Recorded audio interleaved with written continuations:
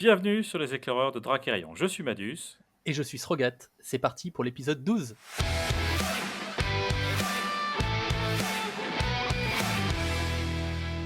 Au sommaire de cet épisode, des news, des spoils. Sérieux, tu peux pas faire plus court? Et c'est les vacances, hein. Moi, une fois l'épisode fini, je retourne bronzer mon corps de Strigoi sous le soleil breton. Hein. Bon, allez, fais un petit effort. Ça fait longtemps qu'on n'a pas eu de news quand même. Bon, ok. Ouais, je fais vraiment ça pour les auditeurs. Hein. Au sommaire de cet épisode 12, plus court que la moyenne, nous parlerons des quelques news qui sont passées sur le Discord, à savoir des précisions sur le système d'ambassadeurs qui sera mis en place par l'équipe de Dracarion, les dernières actualités concernant l'impression des cartes, ainsi qu'un rapide échange avec EQ. Nous finirons par la présentation de 2 spoils exclusifs, alors restez avec nous jusqu'à la fin. Mais avant de commencer, nous avons un invité surprise. Et oui, on va accueillir le temps de cette émission Sephiroth, que certains ont connu comme étant le champion du Luxembourg et du Québec à Seven Fallen. Bon, facile pour lui, il habite dans le premier pays, il est originaire du second. Oui, le Québec est un pays libre. Certains l'ont déjà rencontré car il aime parcourir le pays afin de disputer des régions. Serious Gamer de jeux de cartes à collectionner et de Dune Imperium notamment, c'est un membre très apprécié des White Wolves. Sephiroth, est-ce que tu veux ajouter quelque chose à cette petite présentation ? Non, c'est bon. Puis si jamais les gens comprennent pas quand tu mettras le podcast, on mettra les sous-titres. Ça marche. Alors je vais quand même peut-être rebondir sur quelque chose. J'ai parlé de Dune Imperium. Une petite anecdote, c'est que Sephiroth est un sérieux fan du jeu de société, mais aussi de l'univers. Et on a été voir Dune 2 ensemble au cinéma, mais tu l'as vu à de nombreuses reprises. Combien de fois est-ce que tu as vu Dune 2 au cinéma ? Alors, je dois préciser que quand on était voir ensemble les amis des White Wolves qui sont venus visiter au Luxembourg, on était le voir aussi en IMAX. C'est pas rien. C'est quand même, on fait les choses en grand. Honnêtement, je l'ai vu 10 fois. Donc, par contre, j'ai 2 excuses, littéralement. Un, comme on a dit, effectivement, j'adore l'univers. J'ai lu les livres il y a très très longtemps, 3 fois en fait toute la série au fil du temps. C'est vraiment agréable parce que plus on vieillit, forcément, plus on a une perspective différente. Hein. Donc, on a vraiment l'impression de redécouvrir le truc à chaque fois. Puis comme c'est très riche, pour ceux qui connaissent, justement, il y a beaucoup de thèmes, forcément, qu'on ne comprend pas, évidemment, quand on a peut-être 12-13 ans, que quand on a mi-trentaine, début quarantaine, c'est tout à fait différent. Et la raison pour laquelle j'ai été le voir aussi souvent, c'est que au Luxembourg, la température est un peu à chier. Donc, faut bien avoir un côté négatif, parce qu'à part ça, le pays est fantastique, mais côté température, on n'est pas très gâtés. Exact. Et en plus, je travaille littéralement à 200 mètres. Donc, voilà, j'avais pas très loin à faire pour aller au cinéma.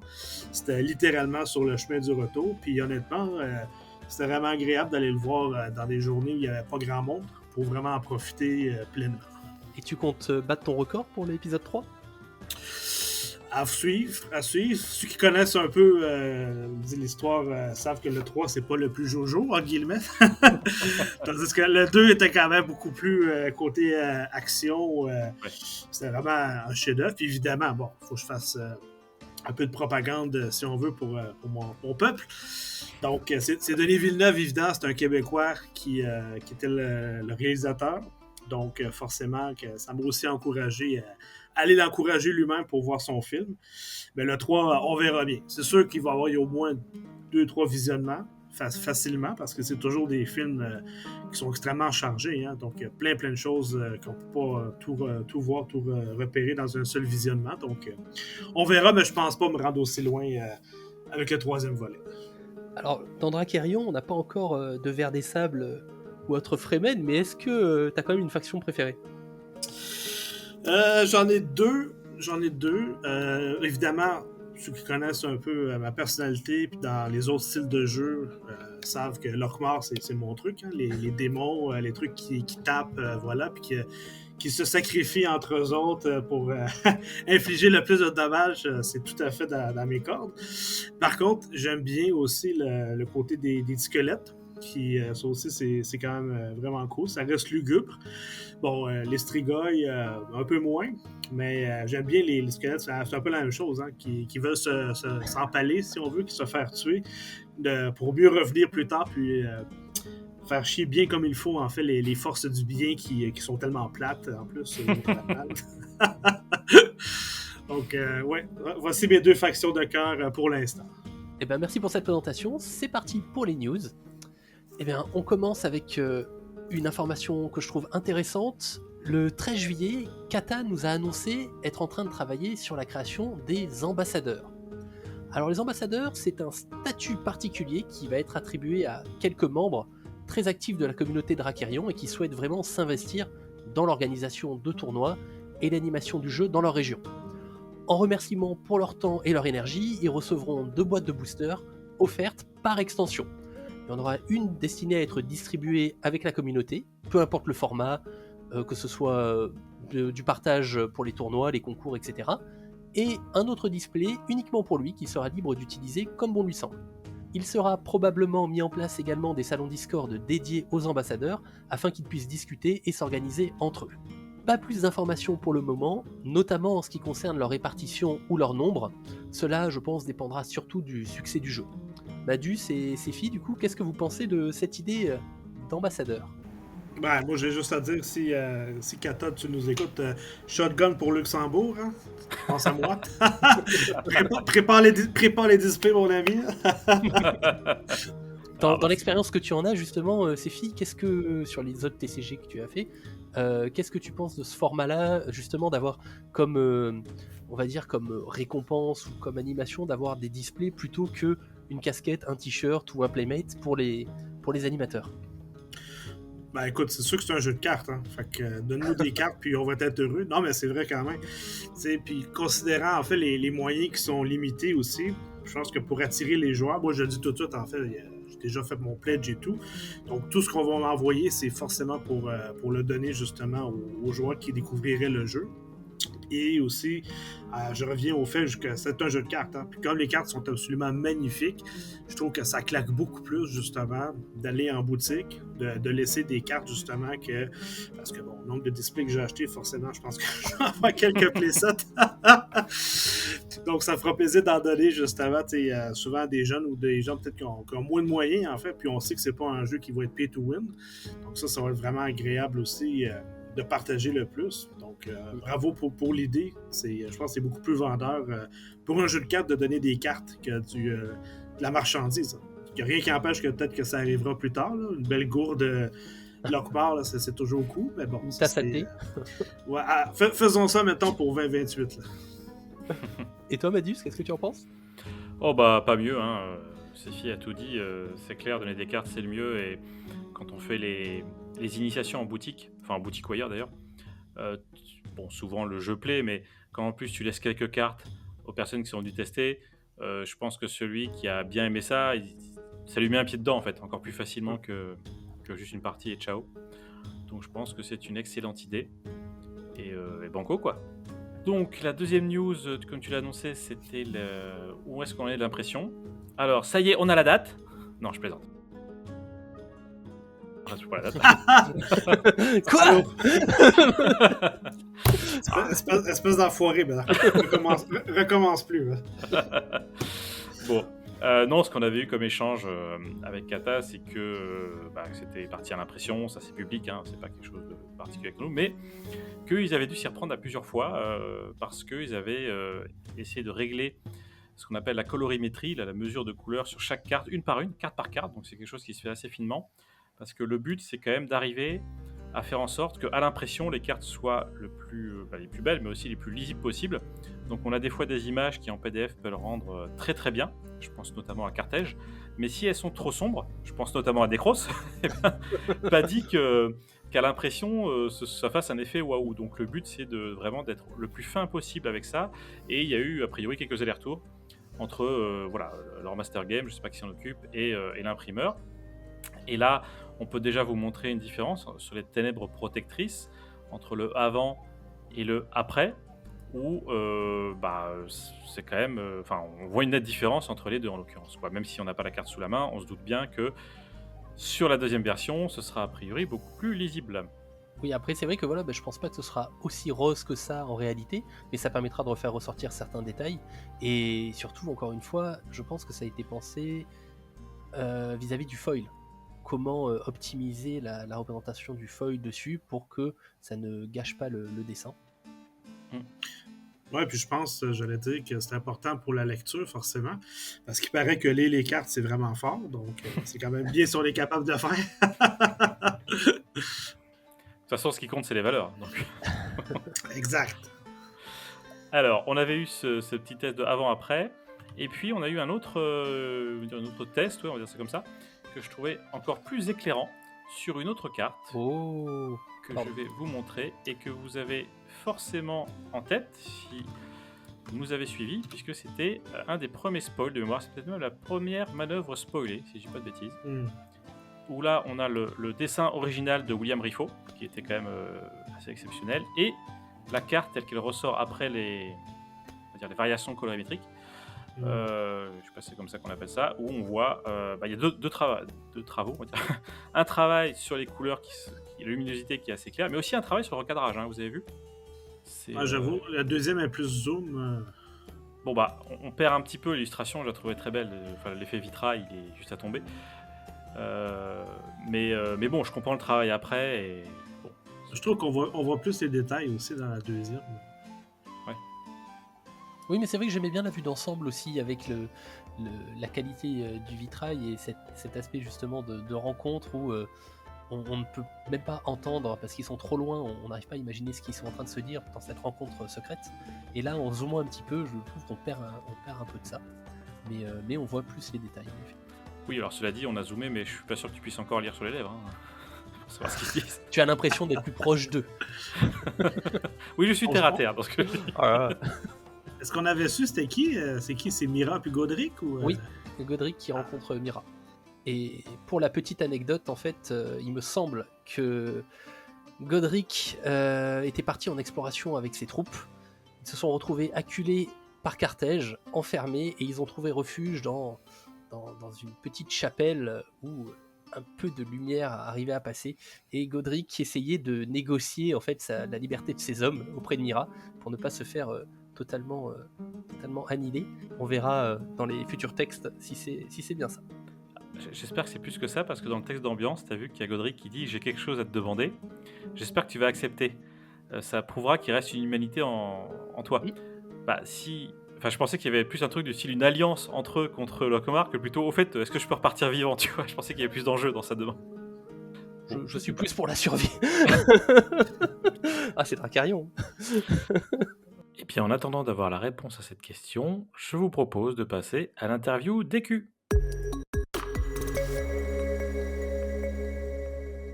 Et salut Écu. Salut mon cher Malus. J'ai préparé une petite série de questions, parce que en toute franchise, ce qui s'est passé, c'est qu'on a eu 2 spoils, ceux qui sont dans l'émission à laquelle est rattaché cet épisode.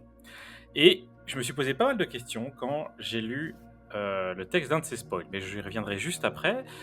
Tout ça pour dire que ça m'a donné l'envie de te questionner, de t'interroger sur l'usage que tu fais en tant que concepteur des cartes, l'usage que tu faisais des traits. Et donc c'est là-dessus que j'aimerais qu'on échange un petit peu au cours de quelques minutes d'entretien. Première question que je voudrais te poser, elle est un peu hors sujet, mais Kata nous a lâché un petit truc rigolo en indiquant qu'il paraît qu'il y a un royaume des chats qui a failli voir le jour à cause de toi, mais que finalement ça n'a pas duré longtemps la blague. Non, effectivement, oui, c'est parce qu'avec ma chérie, on a 2 chats et c'est un peu le running gag, quoi, des chats. Team chien, team chat, enfin bon, bref. Et oui, ça n'a pas duré bien longtemps, malheureusement. Ça n'a pas duré longtemps. Alors, mais cela dit, est-ce que ça a duré assez longtemps pour que tu réfléchisses aux caractéristiques que tu aurais données à des personnages qui sont des chats? En tout cas, ça aurait été assez drôle. En plus, je trouve que c'était pas totalement délirant, tu vois, il y a toujours un espèce de lien avec les mages, malgré tout, comme on dise. Ah, ok, d'accord. Donc ça aurait été des Uber Cats à la Gillespie. Voilà, ça aurait été des animaux de compagnie, évidemment, de nos chers mages, mais bon, ils ont leur golem à la place, c'est un autre délire. C'est un autre délire, ok, ça marche. Bon, écoute, en attendant que les chats prennent le contrôle du monde, on va pouvoir enchaîner sur nos traits. Moi, l'impression que j'ai, c'est que c'est une caractéristique qui est très présente dans le jeu. Elle est présente, alors autant en caractéristique, c'est-à-dire en intitulé sous les cartes, hein, c'est marqué en italique, mais il y a beaucoup de cartes, enfin je crois que toutes les cartes ont des traits, et il y en a certaines qui ont beaucoup de traits. Et en plus de ça, c'est aussi une condition qui revient souvent dans les effets. Donc déjà le premier point, c'était que moi il me semble que sur Drachyrion, finalement, il y a plus d'usage des traits que sur les autres jeux que je connais. Est-ce que tu partages cet avis ? Ah oui, totalement, oui. En fait, la logique est assez simple, c'est que les autres jeux mettent souvent en avant notamment les formats scellés de draft, etc. Et naturellement, il te faut des cartes génériques, parce que plus tu fais des cartes spécifiques, notamment au niveau des traits, moins ça va bien marcher, puisqu'il te faut quand même des cartes un petit peu, on va dire, jouables un peu partout. Sauf que nous, en fait, vu qu'on a fait le choix de jouer Mono Royaume, principalement en format standard, naturellement, tu peux te permettre des synergies très fortes entre les cartes, beaucoup plus fortes en tout cas que sur la plupart d'autres jeux. Donc, non, je te donne tout à fait raison. D'accord. Alors j'avais une autre question, a priori tu y as déjà répondu, mais je te la pose quand même, des fois que. Est-ce qu'il y a d'autres arguments qui t'ont poussé à aller aussi loin dans l'usage des traits, ou c'était juste une question, comme tu viens de le dire, l'usage du royaume ? Alors, il y a deux raisons principales. La première que je trouve chouette, c'est que si t'aimes les decks vraiment thématiques à 100%, par exemple, tu aimes jouer un deck nain, un deck elf, un deck squelette ou que sais-je, eh bien tu peux le faire, ce qui n'est pas forcément le cas dans la plupart des jeux, ou en tout cas il faut attendre beaucoup d'extensions avant de pouvoir le faire. Donc là, naturellement, tu vas pouvoir le faire. En plus, ça te donne vraiment un attachement fort potentiellement à un royaume. Donc on a choisi d'aller à fond là-dedans, mais tu peux aussi tout à fait jouer un deck entre guillemets good stuff qui a joué pas mal de bonnes cartes à droite à gauche plutôt que de jouer une thématique forte. Après là c'est chacun qui fera un petit peu sa tambouille et ce qui lui plaît, mais en tout cas on voulait que tout soit possible à ce niveau-là. Et en plus de ça, vu qu'il y a quand même un lore évolutif où les gens vont devoir défendre un petit peu leur royaume, ça me semble important notamment que les gens puissent s'affilier à un royaume ou alors à un trait, parce que des fois c'est plus un trait qui t'attire qu'un royaume par exemple. Bon, c'est vrai que c'est super chouette pour favoriser l'implication peut-être du joueur au sein d'une faction spécifique du royaume. Je pense que je trouve que c'est assez réussi quand même le jeu n'est pas encore sorti. Je pense que l'enrichissement du jeu, il va passer a priori par l'usage de traits, peut-être de nouveaux traits aussi, qui permettront d'amener des nouveaux effets, tout en maîtrisant peut-être, on va dire, les cartes qui peuvent en bénéficier pour éviter les effets de combo délirantes. Et accessoirement peut-être aussi l'apparition d'une banlist, si on peut s'en passer, pourquoi pas. Est-ce que tu as un plan en tête pour amener des nouveaux traits ? Par exemple, toutes les 2 extensions, tu dis tiens, il faut renouveler les traits, ou est-ce que c'est au feeling ? Alors il y a 2 éléments, il y a le premier c'est le lore aussi, parce que ça permet à Harold de développer un petit peu le lore, donc on est entre guillemets je vais pas dire dans l'obligation, mais en tout cas c'est mieux d'amener aussi au fur et à mesure des traits qui peuvent être amenés à apparaître dans le lore notamment, pour pouvoir faire le lien assez aisément, ça paraît chouette. Ça permet aussi d'aller dans les good stuff, et ça permet aussi de montrer un petit peu les traits qui pourront exister à l'avenir et qui pourront avoir un impact, même s'ils n'en ont pas nécessairement dans l'immédiat, et bien dans quelques extensions futures, tout à coup, peut-être qu'en fait ça en aura, et même les cartes du corset, on va l'appeler comme ça, et bien si jamais tu as des traits qui ne sont pas nécessairement pertinents dans l'immédiat, a priori dans le futur ça pourra tout à fait l'être, pour diverses raisons. Donc ça me paraît plutôt chouette aussi. Tu peux redécouvrir des cartes aussi du passé grâce à un trait qui tout à coup est réellement utilisé. Et ça redonne aussi vie parfois à des cartes qui étaient peut-être un peu moins jouées. Mmh. D'ailleurs, tu parles de l'importance du lore. Qui c'est qui décide quel trait à donner une carte ? C'est toi ou c'est plutôt Harold ? Ça va un peu de pair parce que moi c'est plus pour l'aspect gameplay pur et dur. Et Harold des fois met un veto sur une carte parce que ça colle pas du tout au lore. Ou alors inversement, je lui dis ça pourrait être pas mal de rajouter ce petit trait là, qu'est-ce que t'en penses ? Est-ce que ça peut coller d'un point de vue lore ? Parce que comme ça la carte est jouable dans de différentes façons. Ça peut être pas mal pour les joueurs. Donc après, il y a toujours ce petit débat forcément entre le lore et le gameplay. On essaye de faire au mieux pour que les deux coïncident et que ce soit le mieux possible pour tout le monde. Mais en général, non, ça se passe bien, il n'y a pas de raison. Ok. Alors, tu as devancé une de mes questions, mais je me demandais, est-ce qu'il y avait des traits qui avaient été donnés que pour la galerie ou pour le lore ? Ou est-ce qu'à chaque fois, on essaie quand même de lui trouver une utilisation de gameplay, mais finalement, tu as l'air de dire que c'est assez équilibré, quoi. Pas exactement, puis c'est difficile de répondre à cette question, parce qu'on ne sait pas exactement ce que ça va donner, je sais pas, le jeu par exemple dans 2-3 ans, mettons. Est-ce que tous les traits vont servir à ce moment-là, ou serviront tout court ? On essaye en tout cas, ça donne les options à l'avenir de les utiliser pour différentes facettes du royaume. Donc ça ouvre aussi des options pour nous sur le design. Ça laisse plus libre cours à notre imagination, plutôt que de se dire plus tard, ah mince, en fait ça aurait été bien qu'il ait ce trait-là. Tu as des traits un peu secondaires, par exemple comme capitaine.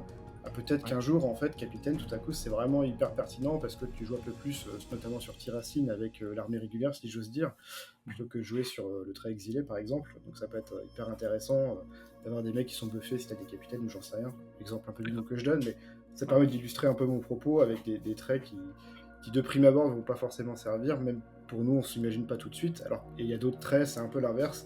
On sait déjà qu'on va l'utiliser dans les extensions futures. Les deux existent, mais ça nous laisse pas mal de possibilités sur l'avenir parce que c'est vrai qu'on on a joué aussi à des jeux dans le passé où c'était assez regrettable parfois qu'il manque un petit trait supplémentaire, où c'était assez logique que le personnage l'ait. Par exemple, des fois tu as le trait qui est dans le nom du personnage, je sais pas, marchand par exemple, et tu regardes son trait, c'est pas un marchand, et tu as les cartes qui te demandent de synergiser avec des marchands, et ça c'est un peu ce qu'on souhaitait éviter parce qu'on l'a connu tout simplement. Est-ce que toutes les cartes ont un lien avec le lore, ou est-ce qu'il y a des cartes qui ont été créées à visée de gameplay, et où tu te dis, faut que je lui mette un trait, mais là j'ai pas d'idée, y a rien, je vais en mettre un, tant pis, on verra bien. Alors dans un premier temps, on est parti purement sur le gameplay, et le lore est venu après, en tout cas pour le corset, parce que c'est beaucoup plus facile, notamment quand tu débutes le jeu, tu cherches plutôt à ce que le jeu fonctionne, et après à ce que le lore... on avait déjà le lore en tête, parce que les grandes lignes que Harold voulait qu'on en fasse. Déjà, si tu as rien que les squelettes, des choses comme ça, il faut quand même que tu aies un gameplay qui coïncide avec ça, hein, évidemment. Et de la même façon pour un peu le reste. Donc il y avait déjà un petit peu le gameplay, voir les grandes lignes, en tout cas les grands traits qui allaient être utilisés, et puis essayer de faire en sorte que le gameplay coïncide un petit peu avec ce qu'on imagine, que ce soit des mages, des golems, ou que ce soit, je sais pas encore, des squelettes, des elfes, etc. Il y a quand même un imaginaire collectif qui est présent, et c'est ce qui permet aussi de déterminer le gameplay, quoi. C'est vrai que quand tu imagines les elfes, tu penses naturellement à, on va dire un peu à notre ami Legolas, à un marché hyper puissant, ou en tout cas qui est polyvalent. Le nain, on a tous une imagination en tête, bref. Donc ça s'est fait assez naturellement et assez simplement. Et puis après, là, avec la direction artistique aussi, c'est Harold qui est un peu plus sur cela, parce que forcément la direction artistique va avec le lore, et donc c'est lui qui développe un peu toute cette partie-là. Et donc pour les extensions d'après, bien vu qu'on sait un petit peu déjà le gameplay qui est fixé avec le corset, lui il peut se permettre un peu plus de donner une direction, on va dire, grâce à l'ADA, grâce au lore et des thématiques potentielles, et puis après en fait naturellement le gameplay et le design viennent s'insérer juste après. Alors ce que tu dis, ça me semble très facilement compréhensible pour des personnages. Par contre pour des manœuvres, c'est peut-être un peu plus délicat de leur affilier des traits, non ? Alors ouais, là c'est plus dur, notamment parce qu'il faut quand même que ça colle particulièrement avec l'illustration. Et ça peut arriver parfois dans un bon sens ou dans un mauvais sens. L'illustration, c'était, vu qu'on laisse quand même libre cours à l'imagination des artistes, avec des indications qui sont plus ou moins importantes, des fois on peut avoir rajouté par exemple un trait, parce qu'en fait, quand on voit l'illustration, on va se dire, en fait, pourquoi il l'aurait pas.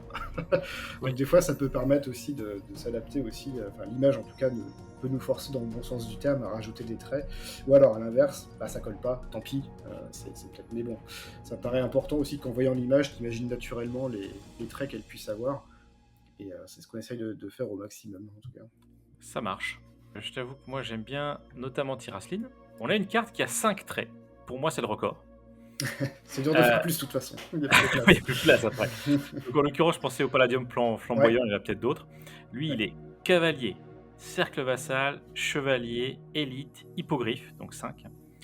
Donc quand tu donnes 5 traits comme ça, j'imagine que c'est plus pour une question de lore que d'effet, parce que ça fait beaucoup, 5 traits pour des effets, non ? Alors oui, tu as tout à fait raison, déjà le lore est important là-dessus, parce que c'est quand même des cartes qui sont assez importantes pour le lore, et puis au-delà de ça, les traits vont quand même réellement servir.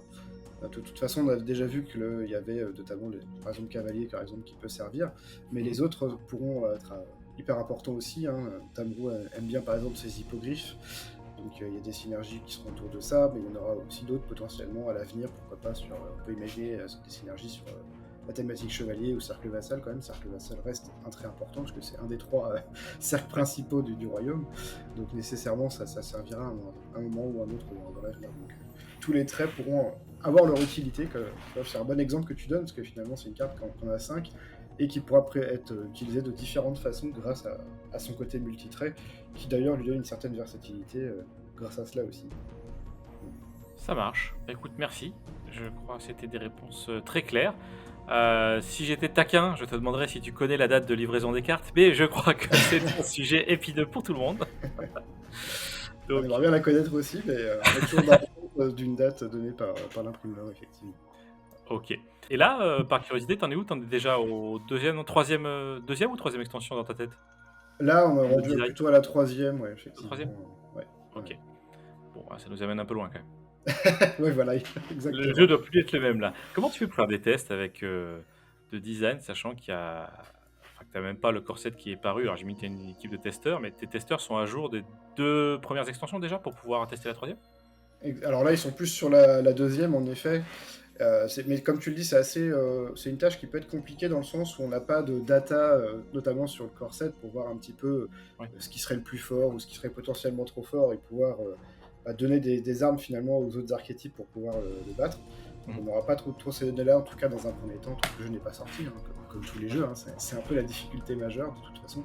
Tu sais pas exactement ce que ça va donner. Forcément, tu as des idées, mais c'est pas parce que c'est tes idées que ce sera forcément celles-ci qui vont s'avérer être faites. Quand tu mets tous les joueurs sur un jeu, forcément, on pourra se dégager des choses que tu n'avais pas prévues, ce qui fait partie du plaisir du TCG aussi. Hein. Donc, on espère qu'ils trouveront plein de petites choses qu'on n'a pas vues, mais pas trop quand même, parce que sinon, il pourrait, comme tu le disais, c'est ce qui peut amener à des bans potentiellement, des choses comme ça. On espère qu'il n'y en aura pas, il n'y a pas trop de raison, mais on ne sait jamais, effectivement. On sait jamais. Faut jamais sous-estimer l'inventivité des joueurs, je pense. Non. Tu le sais évidemment en tant qu'ancien joueur. Mais là, par exemple, si vous avez des remontées sur le corset, une fois qu'il sort, il va sortir un jour ce truc. Donc, une fois que le corset qui sera manipulé un petit peu par les joueurs à qui il est destiné, qu'on espère nombreux, et que là, vous vous apercevez un truc qui va pas sur les tournois, il y a un deck qui écrase tout, j'en sais rien. Enfin, le truc qu'on a connu dans les autres jeux, on va dire. Vous pouvez réagir à quel moment alors, je laisse de côté la banlist. Si on est sur des errata, enfin pas des errata, pardon, des ajouts de cartes dans d'autres types, c'est quoi? Tu vas dire bon bah on revient sur la deuxième parce que la première c'est peut-être un peu tard pour changer, ou on revient sur la troisième? Alors ça va dépendre du moment où on se rend compte, hein, forcément. Si c'est à la sortie du jeu ou si c'est 3 mois après la sortie du jeu, c'est un peu différent parce que t'as quand même le moment où tu lances ton impression de l'extension 1, mais forcément tu peux pas... Une fois que c'est lancé, tu vois ce que je veux dire? Oui, c'est pour ça que je pars directement sur la 2, je partais même pas sur la 1. J'ai envie de te dire, nécessairement, ça va dépendre du timing où il y aurait cette fameuse découverte d'un potentiel problème. Mais souvent, on essaie de se laisser quelques cartes, possiblement, on va dire, qui peuvent évoluer dans un sens ou dans un autre pour répondre à un problème donné. Notamment que les manœuvres sont très pratiques pour cela. Parce que si jamais tu te dis, ah mince, il y a peut-être une faille à ce niveau-là, les manœuvres te permettent en plus elles sont neutres, c'est aussi le gros avantage qu'elles ont, et tu es sûr de les avoir à chaque partie. Oui. Donc si jamais tu as un gros problème, les manœuvres peuvent te permettre d'y répondre au moins pour un tour par exemple, ce qui peut quand même pas mal changer la donne, hein, tout simplement. Donc on se laisse aussi quelques petites cartes à droite à gauche, que ce soit une ou deux manœuvres par exemple, ou une carte ou deux par royaume, qui peuvent justement amener à changer un petit peu la donne. Mais de toute façon, si jamais, comme tu le disais, tu avais un deck archi dominant ou que sais-je qui écrase tout, bon, de toute façon, on réagira le plus tôt possible, parce que comme toi aussi tu as connu d'autres jeux, des fois ça peut être un peu long à répondre. Et oui, j'ai connu, on a connu le même, je pense. Voilà, c'est ça, et ça peut être un peu négatif parfois, en tout cas, ça peut être une expérience un peu désagréable. Et bon, on verra le moment venu, on espère qu'on n'en sera pas là, en tout cas. Ouais. Mais en tout cas, oui, dans la mesure du possible, on essaiera surtout de répondre grâce à d'autres cartes, à travers les extensions, pour pouvoir répondre aux potentielles problématiques. D'accord. Donc vous avez un peu de choses sous le pied, comme tu dis, pour vous laisser la marge 2. C'est vrai que j'ai pas réfléchi à ça, mais les manœuvres peuvent amener beaucoup de souplesse finalement à ça, oui. C'est vrai. Exactement. Après, il ne faut pas qu'elle soit trop forte non plus quand elle répond à une problématique. Mais en tout cas, c'est une façon de pouvoir y répondre à des situations un peu particulières. Et l'avantage après, c'est que c'est un choix, donc tu peux avoir une espèce de cycle où si la problématique n'est plus là, t'enlèves ta manœuvre et tout à coup, les gens rejouent le deck parce que la manœuvre n'est plus présente. Hein. Ça amène aussi des rotations qui peuvent être intéressantes naturellement chez les joueurs. D'accord. Ok. Merci EQ, merci pour ton temps. Avec grand plaisir, salut. À bientôt. Je vous propose donc de passer au jeu de la carte. Et Sephi, voici 2 images. On va démarrer par laquelle est-ce que tu souhaites commencer? Écoute, en choisir entre la peste et le choléra, on va y aller avec l'image. Avec l'image, très bien. Donc d'après toi, que représente cette carte? Mais qu'est-ce que tu peux nous dire d'après toi? Quelle est sa capacité? Quels sont ses traits? Quelles sont ses valeurs? Qu'est-ce que tu en penses? Allez, on va quand même te dire que Cette carte-là s'appelle chercheur débutant. Ok. Bon chance. C'est ça. Donc, en termes d'unité, je pourrais dire, comme c'est un chercheur débutant, il ne faut pas oublier que c'est pour Gélestel. Donc, il doit avoir des stats un peu folles, malgré le fait qu'il a l'air un peu gringalet. Je vais dire que c'est... Bon, c'est un débutant. On va dire que c'est une 3-3 pour 4. Parce qu'il doit avoir un effet qui doit dire d'aller chercher un sort qui coûte un au moins dans le deck, le révéler, puis le mettre dans sa main. Donc, ça serait, si ça serait une unité, c'est ce que je dirais à peu près. Ce chercheur débutant, il a un coût de 2 ors. 2 ors, ok. Avec ces 2 ors, comment est-ce que tu vois les choses? Bon, 2 ors, c'est sûr que les stats doivent pas être fameuses. Donc peut-être plus pour être débutant. Donc il ne doit pas taper tant que ça, je sais pas. Je dirais peut-être 1-3 en termes de 1-1-3 en termes de stats. Mais par contre, c'est presque sûr qu'il y a un effet. Parce que tous les petits personnages, en fait, les chips comme ça de Gélestel ont tout un truc cool. Donc. Alors, on peut t'orienter si tu veux en disant peut-être on peut révéler le trait quand même. Oui. Je sais pas si le chercheur de Wayne te parle, si tu te souviens un petit peu leur archétype. Ouais, ben vaguement. Là. Ce sont des personnages qui jouent avec les portails. Des entrailles. Peut-être que quand tu le joues, tu peux bouger un de tes autres personnages d'une ligne à l'autre. Genre un truc du genre. Ça aurait été intéressant. Ou le jouer peut-être en... Comme les elfes, là, ils ont un truc éphémère. Imprévisible. Un imprévisible. Imprévisible, ouais. Genre que quand tu le joues pendant une phase de combat, ben, c'est lui qui devient le défenseur, genre. Peut-être. Et combien tu lui donnerais de prestige? Je dirais 1 prestige. Parce que je me dis que si c'est un truc comme ça qui permet de rediriger, le fait de ne pas donner de prestige du tout, ça serait vraiment fort. Je me dirais peut-être un coup en compensation. Mettons, tu veux sauver un de tes gros personnages, mettons qu'il vaut 3 prestiges. Ben, tu joues lui, mais bon, ça va quand même te coûter un prestige au final. Mais des fois, vers la fin de la game, ça peut tout changer. Tu sais. Mais écoute, voilà, je vais te présenter la carte. Allez, vas-y. Et nous allons en parler tout de suite. Un 4, j'étais pas loin. Non, pas loin. Prestige, ok. T'étais pas loin du tout.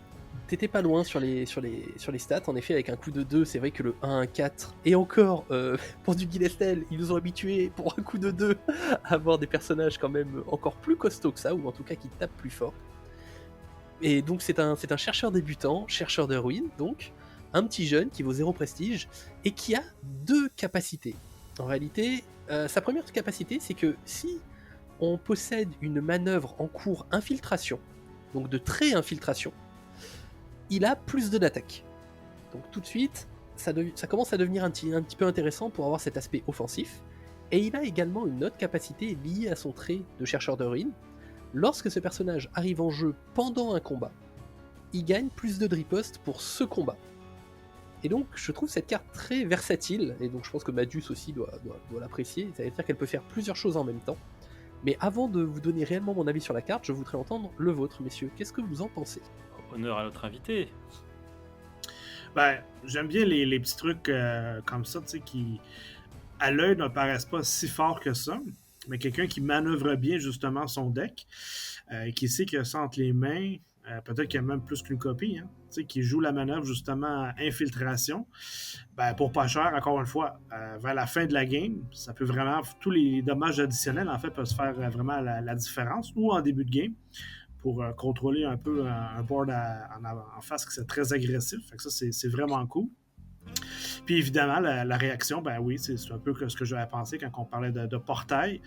Donc, de pouvoir jouer justement pendant un combat. Ça, c'est toujours assez cool aussi de mettre de la riposte. Ça surprend parce que bon, c'est plus les Wasteland, en fait, qui avaient des trucs comme ça, puis Lockmar aussi, que... En fait, il te punissait quand tu tapais dessus. De mémoire, pour Gélestel, tu avais des trucs qui pouvaient justement rediriger. Donc, puis tu avais un gros personnage là, qui se boostait, plus il se faisait taper. Mais de rajouter comme ça de la riposte, il n'y en a pas beaucoup de mémoire. Là. Ouais, alors moi, quand j'ai vu la carte au début, je l'ai mal lue. Et j'en ai parlé à ce regard, j'ai dit « Regarde, c'est trop fort !» Un tour sur 2, il a plus 2 d'attaque. Parce qu'en fait, au lieu de manœuvre infiltration, j'avais lu manœuvre tactique. Et je trouvais ça très fort. Donc non, le plus 2 d'attaque, c'est bien sur les manœuvres infiltration. Et j'avais regardé, sauf erreur de ma part, il y en a 5 à l'heure actuelle. Ce sont que des neutres. J'ai pas vu de gilet stèle infiltration. Bon, c'est des manœuvres qu'on peut jouer, hein, des traîtres cupides, l'esprit en cendre, récolter des informations, horde d'assassinat, assaut par de sombres chemins. Donc ça c'est pas mal parce que finalement pour 2, jouer un 3-1-4 c'est fort aussi quoi, quand même quelque part. Cela dit, je suis pas joueur gilet stèle et je me rappelle plus si les joueurs gilet stèle que j'ai affrontés jouaient ces manœuvres là spécifiquement, donc je sais plus très bien ce qu'il en est, et aussi je suis curieux de voir si on aura une manœuvre gilet stèle infiltration. Sur ce qu'on disait, réaction c'est effectivement fort, hein, plus de riposte, donc pareil, on peut infliger 3 dégâts, c'est un peu une logique en fait. Ce mec là, a priori, va infliger 3 dégâts. Je pense qu'il le fera qu'une seule fois, mais il va quand même infliger 3 dégâts. Et en effet de surprise, donc ça peut être fort. Par contre, effectivement, Srogad, c'est un peu de toi qui a peut-être la mémoire la plus fraîche d'entre nous. Il y a une seule carte, non, qui permet de le faire arriver en jeu et de le mettre dans le combat, ce jeune. Tout à fait, actuellement il n'y a qu'une seule carte, c'est le sauvetage périlleux, qui est un sort de portail qui permet d'amener le personnage directement en jeu depuis sa main. Bon, moi je suis un petit peu... J'aime pas trop quand une carte dépend d'une seule autre en fait. Je trouve que c'est un peu délicat. Et si j'ai pas ce sort là en jeu, faut vraiment que je joue les manœuvres infiltration, sinon je suis pas sûr que j'aurais intérêt à jouer le chercheur. Tu vois, c'est exactement la réflexion que je me suis faite. Je la trouvais intéressante au début. Après, j'ai relu la carte en détail. Déjà, le fait son attaque ne fonctionne qu'avec les manœuvres infiltration, qui actuellement ne sont que des manœuvres neutres. Et en tant que joueur Guilestel, jusqu'à présent, mes manœuvres Guilestel, quand je joue des manœuvres, c'est principalement pour avoir de l'argent. Je joue rarement les fameuses manœuvres que tu as citées avant, qui me permettent d'avoir un autre type d'impact sur la partie. Donc c'est que tu es un cupide personnage. Tout à fait. Et c'est pour ça qu'une carte à 2, généralement, je trouve des cartes chez Guilestel pour 2 qui sont un peu plus intéressantes actuellement, notamment l'archiviste sage ou la chercheuse instruite, le collecteur de savoir. On a des cartes qui à 2 ont des stats déjà initialement assez costauds avec pas mal d'attaques. Donc je suis assez mitigé. Et après, le deuxième effet de réaction ne marche que quand il arrive pendant un combat, donc on doit sacrifier une carte, on doit utiliser un sort pour faire son effet, donc je suis un petit peu déçu par ça. Par exemple, il a un coup de 2, mais je lui préfère largement l'attrapeur de cimetière, qui lui, pour un coup de 3, est une 3-3-5, et lui, quand il arrive en jeu pendant un combat, on prend une carte de la défausse et on la remet dans le deck de son propriétaire. Donc même sans cet effet-là, de base c'est une 3-3-5 pour 3, donc je trouve que les stats avec 5 d'attaque sont plus pertinentes. Par contre, il y a une dernière chose que j'aimerais ajouter, c'est si on pense au Systénian. Le Systénian, qui est actuellement le maître chercheur de ruines qui coûte 5, qui est une 3-3-9 infiltrateur, a une capacité particulière qui dit « Lorsqu'un de vos défenseurs chercheurs de ruines est détruit, une fois par tour, redressez ce personnage ». Dire qu'on peut imaginer un monde où on va se prendre une grosse attaque à 4, où on a notre Systénian sur table, et on va utiliser notre personnage pour coller un petit peu de riposte, il va mourir, mais c'est pas grave, parce qu'on a le Systénian derrière qui va se détaper, et qui va pouvoir retaper derrière. Donc je le vois vraiment en lien avec le Systénian, je pense que sans le Systénian, il n'est pas très pertinent pour l'instant. Moi, c'est sûr que je trouve que c'est une carte qui va faire combo, c'est sûr. Comme, évidemment, merci de ne pas avoir tout spoilé toutes les cartes. Probablement que forcément, il va y avoir plus de cartes, d'après moi, qui vont supporter justement une arrivée en jeu. Parce qu'effectivement, dans l'état actuel, s'il y a juste une carte, un seul sort qui permet de faire ça, bon, ça discrédite un peu ce type de carte, mais j'ai quand même confiance qu'il va y avoir plusieurs autres méthodes, que ce soit avec peut-être d'autres personnages, qu'en action, tu l'inclines, puis ils vont faire ce truc-là. Donc, c'est sûr que d'après moi, s'il est là, c'est parce qu'il doit avoir une raison, il doit y avoir quelque chose qui tourne autour de la mécanique, ou peut-être, je sais pas, plus vers le 7-2 à voir. Imaginons un monde où il y a une manœuvre Gilestel, infiltration, qui en combat dit tu peux mettre un personnage en jeu et déjà t'actionner. Là, ça devient pas mal. Là, c'est value, là. On va la jouer, hein. Là, c'est value. Auto-include. Mais honnêtement, j'ai vraiment l'impression que autant qu'il y a forcément, il va y avoir des cités qui vont vraiment être, en guillemets, dirigées vers un certain archétype ou certain style de jeu, j'ai l'impression qu'il va y avoir des manœuvres aussi qui vont être assez plus dirigées vers un style de jeu, justement, peut-être comme ça, des trucs, vraiment pour surprendre l'adversaire. Donc vraiment, toujours semer le doute. Est-ce qu'il y a quelque chose qui va m'arriver dans la gueule que j'ai pas prévu ou quoi que ce soit? Versus d'autres manœuvres qui sont plus classiques, si on veut, où c'est vraiment le pognon et la pioche. Là. Donc, à voir, mais encore une fois, moi je fais confiance aux créateurs du jeu. S'ils ont mis un truc comme ça qui a l'air pas trop fort en sorte, c'est qu'il doit y avoir probablement du support autour pour rendre cette carte-là vraiment intéressante. Oui, et puis actuellement, on ne connaît que très peu de bannières aussi. Exact. C'est-à-dire qu'on a pris nos habitudes de jeu et on pense nos archétypes et nos façons de jouer les nouvelles cartes qui nous sont présentées avec les bannières qu'on connaît. Mais si ça se trouve, certaines bannières vont totalement changer une façon de jouer un deck, un archétype ou une faction, un royaume. Donc ça va nous croquer le cerveau et je pense que ça va être très très très intéressant pour la suite. Eh bien, la suite, parlons-en avec la deuxième carte.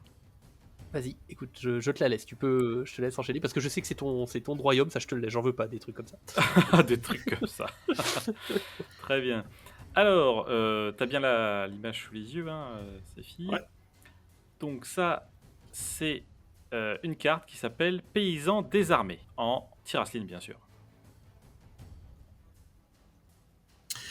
Écoute, paysan désarmé avec une hache en premier plan. Ok. D'ailleurs, le poulet à côté, il a pas l'air très serein. On a faim, Ok. on a faim.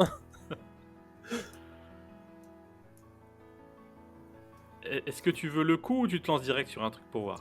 Je t'avoue que probablement, j'ai l'impression que c'est plus un événement. Parce que, bon, généralement, un personnage, c'est rare qu'il y ait des groupes ça, sur la photo. C'est fort Bon. juste.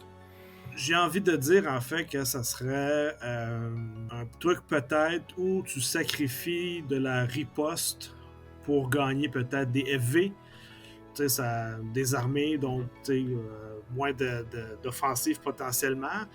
Mais comme ils sont beaucoup, ben, peut-être justement qu'ils compensent tu sais, au niveau des FV, là, vu qu'il y en a 3 ou 4 qui sont. Cher à canon, quoi. Exactement. Puis en plus, ça irait tellement bien avec Tirasline que tu sais, c'est des gros peureux, hein, tu sais, on le sait. Là. Qu'est-ce qu'ils prennent, les mecs? Non, mais c'est vrai, tu les regardes, ils veulent jamais aller se battre, ils sont tout le temps en arrière avec des boucliers. Puis, Je vais citer ce philosophe québécois qui disait « Je fais confiance aux créateurs du jeu, mais juste après, c'est tous des gros lâches. » Et voilà. Non, mais ça prend toujours une faction comme ça, en guillemets, des gentils, même si Oui. ils nous disent que dans Dracarion, il n'y a pas vraiment de gentils, mais bon. Les mecs, généralement, là, en cuirasse puis en chevalerie et tout, je veux dire, c'est jamais les, comment je pourrais dire, les plus intéressants. Ils sont toujours un peu, tu sais, drabes, ils font toujours la même chose, donc voilà, c'est ce que je pense. Événement qui, je me dis que tu sacrifies peut-être soit de l'attaque ou de la riposte, mais pour gagner des FV. Ok, bah, ce serait finalement presque dans l'esprit du swap de personnages exilés, en fait, quelque part. Je vais chercher un petit point à droite ou à gauche. Quoi. Je vais peut-être t'orienter un petit peu et te dire qu'il s'agit d'un personnage et il coûte 3. Je reste sur mon idée première. En termes de stats, je me dis que c'est peut-être quoi, un 0, un 5. Puis peut-être un truc qui permet de rediriger des dégâts sur lui, je sais pas. Honnêtement, ça m'inspire pas beaucoup. D'accord, je comprends. Bah écoute, je vais te donner la solution et te relaisser la main pour voir ce que tu en penses. Donc finalement, bah, tu vois un 3 de 4 pour 3. On n'est pas loin des stats de certains exilés. Mais exilé, il ne l'est pas, puisqu'il est juste cercle extérieur. Et On sent la déception. Un déploiement. Mettez un attachement cercle extérieur de votre défausse dans votre main. Et il a 1 de prestige, quand même. C'est fort. Honnêtement, c'est quand même fort. C'est juste qu'encore une fois, le nom paysan désarmé, je sais pas. Mais tu noteras qu'ils ont voulu atténuer le dessin et ils ont mis le prestige devant le poulet. On voit pas le poulet, en fait. Ah, voilà, si vous le voyez voilà. en bas à droite, regardez bien, chers téléspectateurs, le Il y a poulet. du prestige avec des ailes. Ouais, c'est ça. Ben, écoute, vu qu'on sait que Tirasline, peut-être pas tous les decks, mais beaucoup vont jouer justement avec les attachements. Tout ce qui te fait gagner des cartes, hein, dans la pioche, généralement, dans n'importe quel TCG, c'est très fort. Hein. Fait que ça, d'aller chercher gratuitement, justement, un attachement, c'est vraiment bien. Honnêtement, 3-2-4, 3, ça n'a pas l'air fou. Ça m'a l'air tout à fait correct. Je rebondis aussi là-dessus, je trouve qu'il est quand même assez fort. Une 3-2-4 pour 3, alors c'est dommage, en effet, il n'est pas exilé. Par contre, le fait d'aller chercher un attachement, déjà avec ce qu'on connaît actuellement, c'est fort. Mais j'ose pas imaginer la suite. Rien que s'il va chercher un bandage, ça permet de temporiser. S'il va chercher un cheval, ça permet de taper plus fort.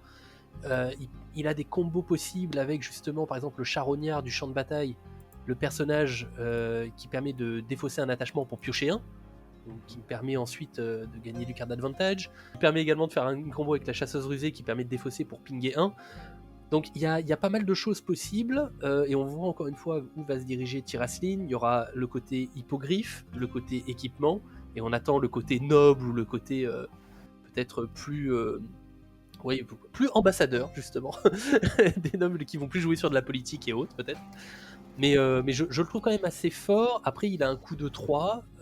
Sur la partie test qu'on a fait avec Madus, je sais pas trop ce que tu en as pensé, mais c'est vrai que tu avais du mal quand même à le jouer, parce que pour 3, ça te récupérait un attachement, mais après l'attachement, il fallait quand même le payer au final pour le jouer. Et donc les choix étaient un petit peu compliqués à faire. Mais ouais. En fait, évidemment, le déploiement, il suffit à lui-même, donc je pense qu'il n'y a pas trop besoin d'en parler, c'est très fort. Ok, là-dessus, check. C'est juste sur les stats, en fait. 3, 2, 4, il n'y a pas de triche sur les stats, hein, on est toujours sur notre fameux ratio à 3. 3 fois le coup, donc ça fait 9 points qui sont répartis sur les 3 statistiques, donc ça c'est ok. Mais en fait, il a 4 PV. Donc l'idée, c'est que quand moi je paye 3, je veux pas juste récupérer une carte de ma défausse. Ça m'intéresse pas, c'est trop cher. Et donc, le problème que j'ai eu, c'est que je jouais contre toi sur la partie test. 4 PV, tu peux vite les faire avec Gilet Stell. Et donc, si je le posais et je récupérais une carte, tu me le défonçais. J'avais fait 2 en riposte. Pour 3, faire 2 en riposte, récupérer une carte, je t'avoue que c'était bof. Donc je trouve ça bien, mais il faudra réussir à le jouer, je pense, au bon moment, au bon timing. Est-ce que tu as envie de le jouer en ligne arrière? Je suis pas sûr, mais bon, peut-être. Solution. Enfin, il faudra réfléchir quand même à le jouer, parce que autant il apparaît très fort, autant s'il se fait one-shotter en une fois, je pense qu'on a perdu de l'or quand même. Alors, je pense que c'est un support qui va bien quand tu as déjà, quand tu maîtrises un petit peu ta game quand même, que t'es pas complètement derrière, quoi. Ce qui n'était pas exactement la physionomie de notre partie, ne nous mentons pas. Certes. C'est sûr que d'après moi, le but quand tu joues ça, c'est que tu comptes pas là-dessus, en fait, pour vraiment pour ta prochaine action. C'est vraiment d'aller récupérer un attachement intéressant, puis peut-être d'aller le mettre justement sur un Godric qui est déjà sur le champ de bataille, ou un autre truc du genre, là. Forcément, j'imagine que... Ou, des fois, quand on parle de cartes, on sait que la cité qui te permet aussi de défausser une carte. Peut-être justement que si tu l'utilises quelques fois en début de partie, c'est une façon de te refaire un peu une main aussi. T'sais. Oui, ça peut. C'est vrai que ça peut. Alors évidemment, on va pas le jouer au tout début parce qu'il faut quand même qu'on ait alimenté la défausse avant, mais t'as raison, on l'alimente et on la récupère grâce à lui et on peut la réalimenter. Ouais, non, c'est... Bon, je pense qu'on aura des bons tests à faire avec lui. Peut-être un tout petit mot sur l'illustration de Yanis, qui tranche un peu avec ce qu'on connaît, et je trouve que ça fait du bien d'avoir des styles un peu différents. Et comme tu l'avais dit, Sephi, c'est peut-être la première carte qu'on a qui représente un groupe de personnages. Alors même si des fois on avait un trio dans Wasteland, mais je crois que c'est vraiment la première où on est une sorte de foule vraiment en colère.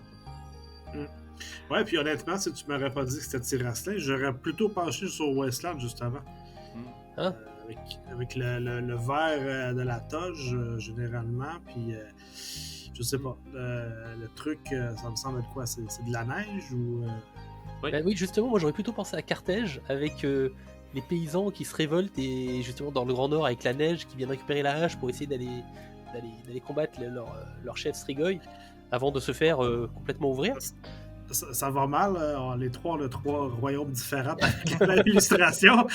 Yanis, si tu nous entends, sois plus clair pour tes prochaines cartes. Oui, parce que le poulet est pas clair. Hein. Exactement. Et dans le poulet.